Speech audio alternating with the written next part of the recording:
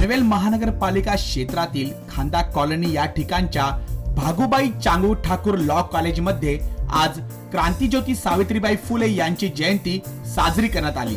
या प्रसंगी मुख्याध्यापिका, प्राध्यापक आणि विद्यार्थ्यांनी सावित्रीबाई फुले यांच्या प्रतिमेला पुष्प अर्पण करून आदरांजली वाहिली। तसेच विद्यार्थ्यांनी सावित्रीबाई यांच्या सामाजिक व शैक्षणिक कार्याविषयी उपस्थितांना माहितीही दिली।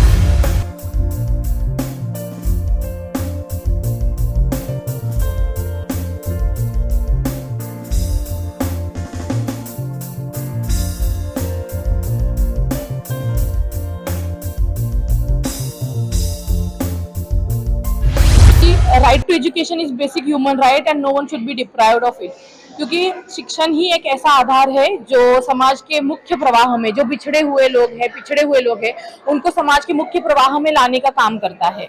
तो ये जो नेसेसिटी, नीड है, ये समझते हुए उस जमाने में राइट टू एजुकेशन महिलाओं को देने का जो अधिकार उन्होंने दिया है, शुरुआत जो की है, उन्हीं का ही एक रिजल्ट है कि आज हम आप जैसे महिलाएं यहाँ पर काम कर रहे हैं। तो ये ट्रिब्यूट जो काम किया है उन्होंने, सावित्रीबाई फुले मैम ने, जो अपने लिए, वुमेन्स के लिए उनको ट्रिब्यूट देने का जो अवसर हमें हासिल हुआ है वो हम देंगे ऑलवेज, क्योंकि उन्हीं की वजह से ये महिलाएं आज इस समाज में हर एक जगह पर काम करती हुई दिखाई दे रही है। कुछ स्पेशल ऐसे भी प्रोफेशंस जो है जो स्पेसिफिकली महिलाओं के लिए ही बने हैं, जैसे कि अब टीचिंग फील्ड में ही देखिए, या फिर अब मैं लॉ फील्ड से बिलोंग करती हूँ तो यहाँ पर जुवेनाइल कोर्ट्स है या फैमिली कोर्ट्स है, वहां पर भी महिलाओं को प्राधान्यता दी जाती है, क्योंकि महिलाएं वो साइकोलॉजी समझती है और वो आधार, इमोशन सब समझती है। इसलिए तो जो सोशल वर्क उन्होंने किया हुआ है, not only for education but जो बाकी का सोशल वर्क भी उन्होंने किया है, जैसे विधवा विवाह हो या अनटचेबिलिटी का जो इशू था और अभी भी कई जगह पर वो फॉलो किया जाता है लोगों से, तो उसके लिए झगड़ने की जो नींव रखी है वो उन्होंने रखी है। तो just because of her work आज हम यहाँ पर हैं, और सावित्रीबाई फुले को बनाने का जो काम किया है वो ज्योतिराव फुले ने किया हुआ है। तो आज इस समाज में जैसे सावित्रीबाई फुले इम्पोर्टेंट है, वैसे ऐसे ज्योतिबा बनना भी जरूरी है, सो दैट कि ये जो महिलाएं हैं अपना जो स्थान है वो हमेशा ही आगे जाके बनाते रहे। लॉ स्टूडेंट्स को सावित्रीबाई फुले से एक, उन्होंने उस जमाने में जब राइट टू एजुकेशन से डिप्राइव रखा जाता था महिलाओं को, तब उन्होंने वो काम किया है, उसकी वजह से महिलाओं को ये भी एक लॉ प्रोफेशन कोर्स है, उसके लिए भी यहाँ पर आके पढ़ाई करने का अवसर मिला है। और जैसे एक लॉ समाज के लिए काम करता है, वैसे महिलाएं भी उस कड़ी का अगर इस्तेमाल करते हुए समाज के लिए अच्छा काम करेंगे तो ऑब्वियसली वो सोशल वर्क भी हो जाएगा, लीगल एस्पेक्ट से हो जाएगा। तो इंस्पायरिंग फ्रॉम हर स्टोरी, एक मैं एक्सपेक्ट करती हूँ लॉ स्टूडेंट से कि वो भी एक अपना सोशल वर्क करते रहे, क्योंकि उनको लीगल बैकग्राउंड मिल रहा है लॉ का एजुकेशन लेते हुए। आज हमारे कॉलेज में जो क्रांति ज्योति सावित्रीबाई फुले जी की जयंती के अवसर पर जो प्रोग्राम था, उसके रिलेटेड कुछ बताना चाहता हूँ कि क्रांति ज्योति क्यों कहा जाता है। उन्होंने 2 रिवोल्यूशनरी चेंजेस लाए थे। उनके जो कम्युनिटी के लोग थे, महात्मा जी के जाने के बाद उनका एडॉप्टेड जो सन था, मतलब पुत्र, उसे वो चिता को अग्नि देने से रोक रहे थे। तो सावित्रीबाई हरसेल्फ केम फॉरवर्ड और उन्होंने अपने पति के चिता को अग्नि दे दी।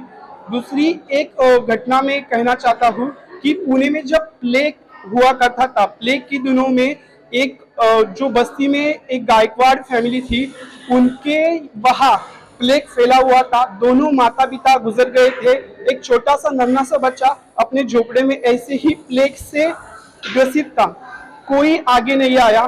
तो सावित्रीबाई को जब ये पता चला तो उन्होंने आगे आकर खुद से उस बच्चे को अपनी गोदी में लिया और वहां से ही उनको जो प्लेग का इन्फेक्शन हो गया और इतने में ही वो प्लेग के संसर्ग से ही उनकी मृत्यु हो गई। तो इसलिए उन्होंने ऐसे रिवोल्यूशन लाए जो समाज में जो पिछड़ापन माना जाता था। अब सावित्रीबाई का ये आज के दिनों में हम चेंजेस देख रहे, तो only the girl childs are learning, जो कुछ भी है, तो सावित्रीबाई रिव्होल्युशनरी फेम या क्रांती ज्योती सही मायने में कह सकते।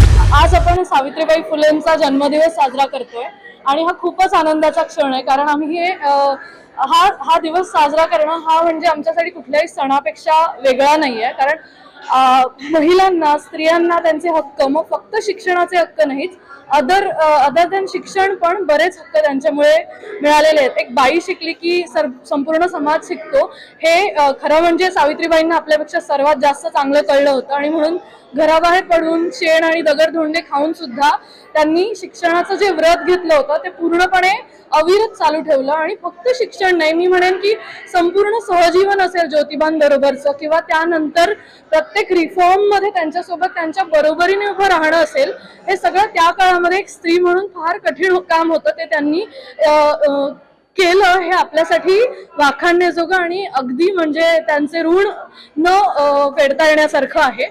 तर त्या ऋणात राहूया आणि सावित्रीबाईंची जयंती अशीच उत्तरोत्तर साजरी करत राहूया. पण त्याबरोबरच आपल्या समाजातल्या स्त्रियांना सुद्धा चांगलं एक वातावरण आपण देऊ शकतोय का, आपल्यासारखे ज्योतिबा आपण त्यांच्यासारखे तयार करू शकतोय का, हे पण बघूया. तर माझी सगळ्यांना आवाहन राहील की आपण ज्योतिबांसारखं बनूया आणि सावित्रीसारखं बनूया. व्हिडिओ जर्नालिस्ट अथर्व सोबत सुदीप घोलप यांचा रिपोर्ट, पालिका प्रशासन, खांदा कॉलनी, पनवेल.